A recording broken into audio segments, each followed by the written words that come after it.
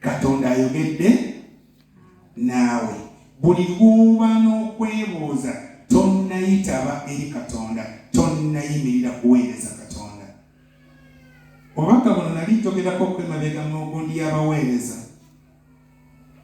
ekiro essomo ly'abaweereza nga okuyitibwa, nti omuntu olina okuddamu okuwulira okuyitibwa era n'oyitaba. Abantu bangi tuweereza Katonda naye nga tetuyitabanga, tetwewangayo nti tutuno tuzza okuweereza. Mumanyi ekinyumu eky'abangi bwe kinyuma? Kati tuli mu kinyumu era tuweerereza mu kinyumu.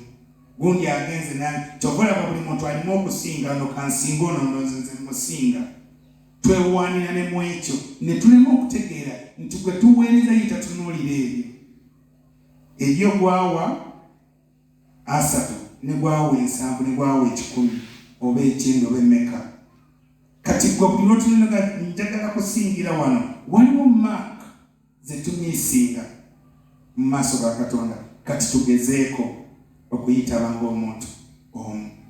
Njagala omuntu owokubiri Yakobo lubereberye 3:1 olunyirwa 10 mpaka 13.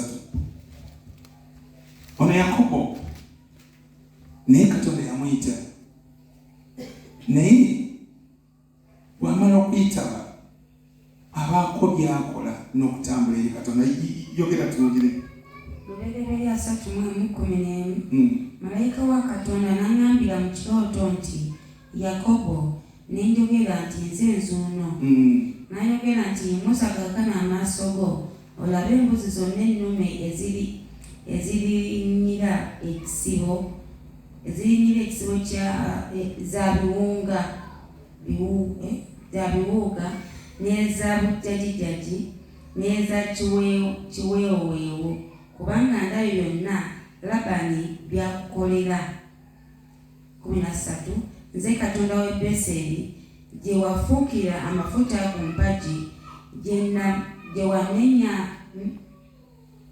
wanneeyamira obweyamo, kaakano golokoka obe mu nsi eno, oddeyo mu nsi gye wazaalirwamu. Mukama yeebazibwe nnyo. Ono Yakobo obulamu bwe mu butegeera oba mwabuwulirako, era yavamu erinnya Katonda bw'atuma erinnya Isirayiri ng'amuggyako erinnya lya Yakobo oluvannyuma lw'okumeggana naye. Katonda waliwo wano kyamujjukizaamu endagaano, naye yali ayita Yakobo ng'amuyita. Obulamu bwa Yakobo waali wakyaliwo ebizibu n'embeera etali ekaluba mu bulamu bwe ng'ali wa Labani, naye Mukama amuyita n'ayitaba nti nze nzuuno, nga kitegeeza buli lw'oyitaba nti nze nzuuno togenda kuddamu kwebuuza kumala, ogenda kukola ng'ekigambo kya Katonda bwe kikola bwe kiri.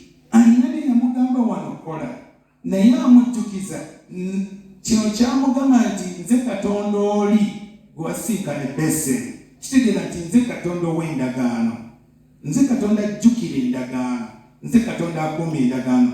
Amujjukiza bye yeeyama nti ngenda kuwa omukisa, si nsonga okyalina kitono, si nsonga tekirinawera, naye ky'olina ekyo nze Katonda gwe weeyamira.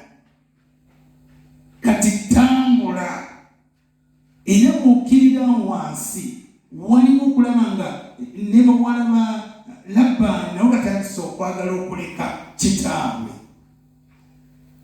Twetaaga okumanya ekintu kimu, bw'aba Katonda akuyise n'akutuma mission oba akuyise n'oyitaba, waliwo ebintu ebimu nga tolina bikubaganyako birowoozo. Bayibuli tebega nti kiyava alonda ebisirosiro by'ensi. Lwaki ebisirosiro? Nti bwakugamba ekintu kati nga kifaananyi kitya toddamu kirowoozaako gwakubiri. Gwe toba na magezi ku kigambo kya Katonda. Omugezigezi bwe bamugambaga n'ebyo bikola bitya? Ono waakunsuula mu kateebo kati aŋŋamba nkole bwe biti ndyoke ngwireyo bansekerere. Bameka baali bayisewa? Tuba ne questions ate nga bw'ozitunuulira n'ozikubisaamu olaba nga ntuufu 10 ku kinnaakyo. Naye eri Katonda amagezi gaffe we gatandikira ndowooza bwe busirusiru wandibadde ne Katonda musiru. Twetaaga kumanya tunaatambula tutya nga tuweereza Katonda, tusanyuse Katonda. Mzee yagala kuwanika mkono.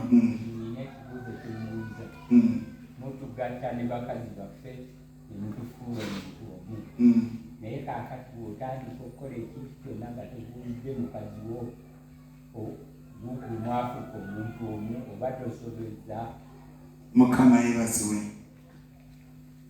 Agambye mutugatta ne mugamba temuli omubiri gutya gumu.